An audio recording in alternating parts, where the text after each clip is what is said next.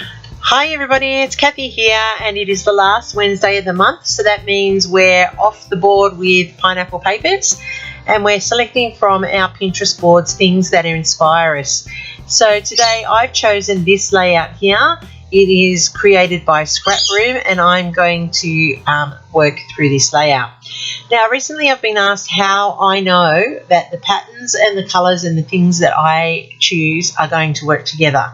So I mix and match right across a whole range of different types of papers, and I always base it on my photos, and that's how I can pretty much guarantee that despite the patterns, despite the colours, they're all going to work together. So I'm starting with the grey cardstock here because you can see it in my daughter's shirt and in the background from there. Then I look at the rest of the photos and I can see that there's some yellow there at the top with the yellow glow, so the yellow and white stripe's going to work because of that.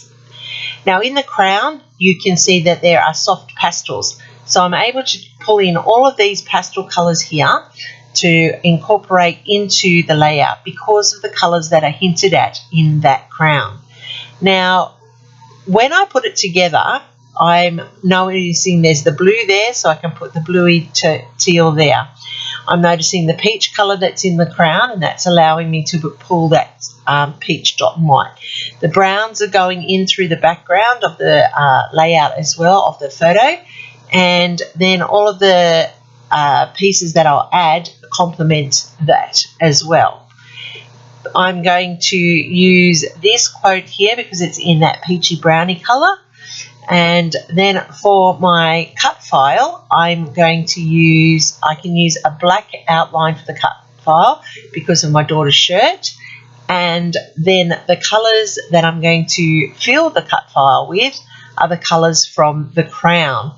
And if I put that photo up there, you can see that all of those colours complement that photo. So they are mixed and matched. They are from all different ranges, and you can see that regardless of how I place those, they match that photo. So that's the key that I have found from my years of scrapbooking: how to mix and match patterns, how to mix and match colours, and how to mix and match paper ranges. It really does come down to your photo colours.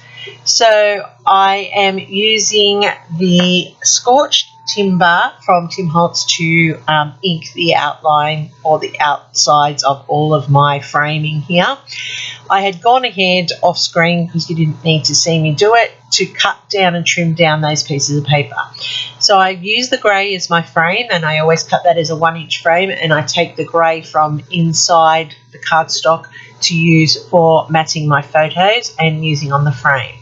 I have got this blue pattern here, which I had not enough to go right across the page, so I've cut it in half and created fishtail banners.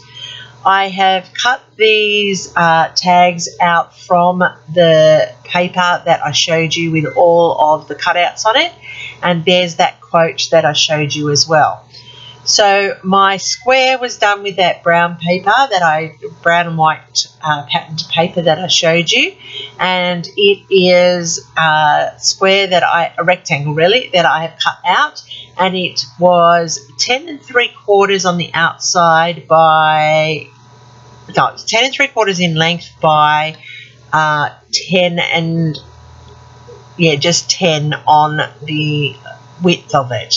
So then I gutted that by doing a 3/4 inch frame. So that's how I developed that one.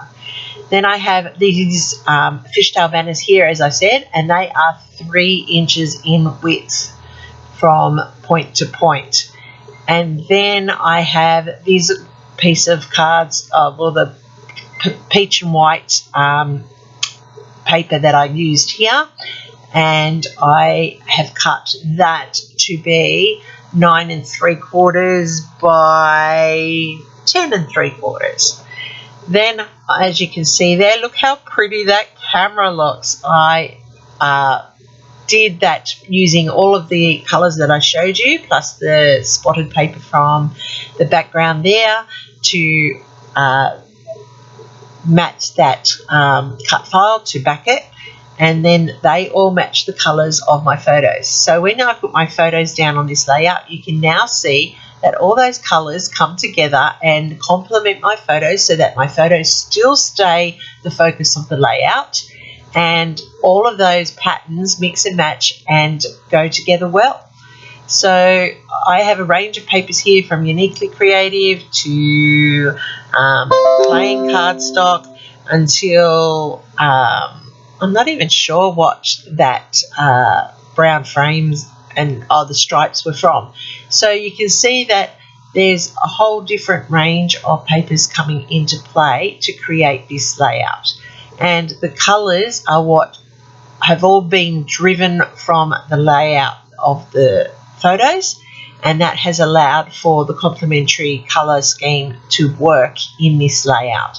Now, it really is important that you look at your photos and use them to guide how your layout's going to be. Now, if you watch my Keep It Simple Sometimes series, where I've been using base pages to kick off, I actually have to go searching for photos that are going to match the colours in the base, and that is actually a lot harder than going the opposite way. So choosing your photos first allows you to choose your colour scheme, and then that allows you to build your layout. So what I'm doing now is, as my inspiration, I am putting in clusters where she had on hers, and I am adding butterflies where she had her butterflies as well. So from my original inspiration, I've taken the camera cut file, I've added that in. I've had the fishtail banners, which she has on hers, and I have the butterflies, which she has on hers, and I am pretty much lining up my embellishments where hers fall in on the scrap rooms layout. So I like working with inspiration off Pinterest. There's so much out there. Whether you choose a mood board, whether you choose a sketch, whether you choose a layout, you can take anything from there and you can create it and make it your own. And that's the best thing about our craft and our art, is that we can be inspired by so many different things, and it can all have an amazing effect on how our layouts turn out. But regardless of whatever we do, our own individuality always comes through. So I'm liking how this is coming together. I am putting on odd butterflies so that I have got 5. I did add that little rabbit down the bottom because I liked that rabbit, and the colour scheme just went well with this layout. So what I'm going to do now to finish off, I have put some arrows in and I've put some word phrasing, and then I'm just going to add some ink splatters to the background just to create that ink splattering that is also on Scrap Room's layout. So I am using Tim Holtz Vintage Photo Distress Spritz. I love this. It is my favourite colour to use for my splatters now. It's got a nice sheen to it, but it's got that aged look to give it a vintagey feel. I like how it comes together. And this has just turned out so pretty. Now, my inspiration piece is in darker colours, and I've gone with these beautiful soft peaches and yellows and lemons, and I'm just thrilled with how it turned out. So you can see the splatters in there, you can see the frame around there, and that's how it is easy enough to mix your colours. And if you have a good close look at that, all the colours complement each other. They make those photos pop, and that's as easy as it is to make mix and match patterns and colours. It's really about your photos. Make sure your photos stay focused, and you'll always get a layout that is harmonious. So thanks for watching, everybody. Hopefully I've earned a thumbs up from you. Happy scrapping till next time.